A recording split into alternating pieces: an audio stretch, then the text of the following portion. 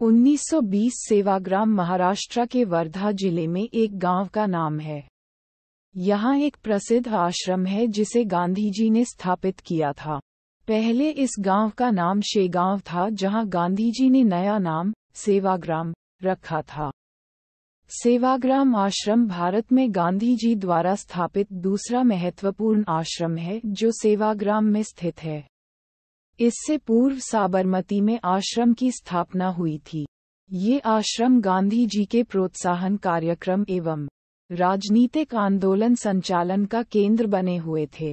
साबरमती से 12 मार्च 1930 से 6 अप्रैल 1930 तक नमक यात्रा करते हुए दांडी मार्च किया गया था।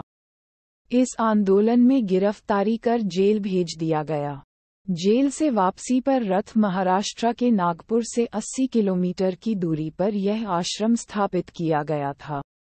आश्रम के लिए जमुनालाल बजाज ने लघु उद्योग में निवेश किया था। महात्मा गांधी द्वारा दर्शन, तालीम और प्राकृतिक शिक्षा से संबंधित और कई महत्वपूर्ण प्रयोग थे। यह आश्रम 1942 ई भारत छोड़ो आंदोलन और उसके बाद तक प्रेरित कार्य, खादी, ग्रामोद्योग के साथ साथ सामाजिक सुधारात्मक कार्य, अस्पृश्यता सहायता और अंग्रेजी दास्ता से मुक्ति का प्रमुख अहिंसात्मक केंद्र बना रहा।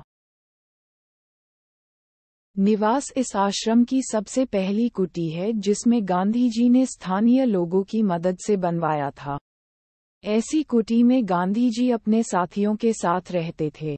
वर्तमान में इस आश्रम में गांधी के उपयोग की वस्तुएं रखी हैं, जिसमें उनके नहाने का टब और रसोई घर है। बापू अपना लेखन, पठन पाठन, चिंतन और सूत कताई का काम करते थे। बाकुटी को कस्तूरबा गांधी की कुटी भी कहते हैं। शुरुआत में कस्तूरबा महात्मा गांधी के ही साथ आदि निवास में रहती थी, लेकिन इसमें हमेशा लोगों का आना जाना लगा रहता था, इसलिए उनको नहाने और सोने के लिए असहजता होती थी। तदुपरांत जमनालाल बजाज ने गांधी की अनुमति से कस्तूरबा के लिए एक अलग से कुटी बनवाए। वर्तमान में इस कुटी में कस्तूरबा के उपयोग की वस्तुएं रखी है, जिनसे उनकी साड़ी, ब्लाउज और जैकेट, चादर जैसे सामान उपलब्ध है। बापू कुटी आश्रम में जैसे जैसे भीड़ बढ़ती गई वैसे वैसे कुटियों की संख्या भी बढ़ती गई। बापू कुटी इस आश्रम की सबसे आकर्षण वाली कुटी है, जिसमें उनके सहयोगी राजकुमारी अमृत कौर, अल्पविराम, प्यारे लाल जैसे लोग साथ रहते थे। इस कुटी में बापू के बिस्तर, पढ़ने के लिए गीता, बाइबल और कुरान उपलब्ध है। इस कुटी में वो जगह भी है जहां राजकुमारी अमृत कौर सोती थी।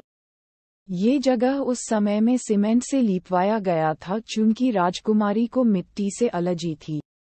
इस कुटी में बापू के मालिश का टेबल, विदेशी शौचालय और नहाने वाले पीतल के मटके उपलब्ध हैं।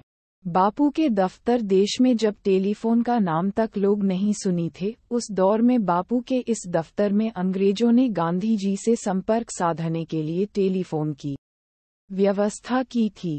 इस कुटी में बापू के टाइपराइटर और सांप पकड़ने के पिंजरे उपलब्ध हैं। आजादी की लड़ाई जोरों पर थी, उस समय इस आश्रम में लोगों का जमावड़ा लगता था।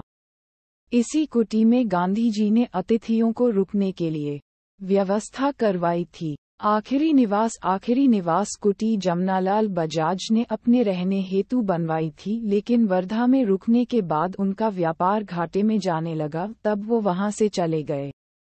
उसी समय गांधी जी को अस्थमा की बीमारी हुई। डॉक्टर ने गांधी जी को किसी ऊंचे स्थान पर सोने के लिए कहा।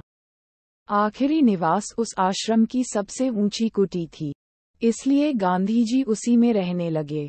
देश के विभाजन के समय बंगाल के नोआखाली में सांप्रदायिक दंगे भड़के हुए थे। गांधी अंतिम बार इसी कुटी से बंगाल के लिए रवाना हुए और फिर कभी वापस नहीं आ सके।